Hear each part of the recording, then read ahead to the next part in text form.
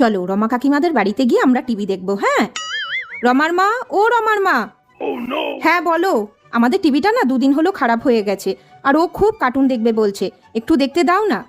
TV দেখবে? ঠিক আছে এসো, এখানে বসি। হ্যাঁ বাবা, নাও দেখো। দেখো এই সুন্দর কার্টুনটা হচ্ছে। মা বেটা টিভি দেখতে এসেছে, সব সময় এখানে চলে আসা। দাঁড়াও দেখাচ্ছি মজা।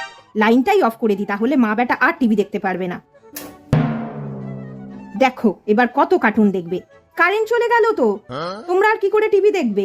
এ বাবা, কারেন্টটা চলে গেল। যাও তাহলে বাড়ি চলে যাও। কারেন্ট তো চলেই গেল, আর কি করে টিভি দেখবো আমরা? চলো আমরা বাড়ি চলে যাই এবার। মিক্সিটা চলছে, তার মানে কারেন্টটা ছিল, ইচ্ছা করে বন্ধ করে দিল, বুঝলি তো বাবান। চলো আমাদের যখন টিভি ঠিক হবে আমরা তখন দেখবো। হ্যাঁ।